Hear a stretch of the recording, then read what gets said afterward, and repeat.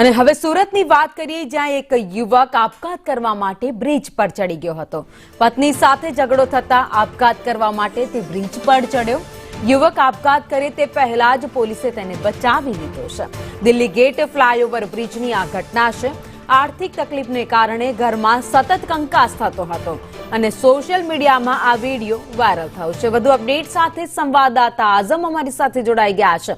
આઝમ, એક વિડીયો સામે આવ્યો છે જેમાં એક યુવક ઘર કંકાસના કારણે આપઘાત કરવા માટે બ્રિજ પર ચડ્યો।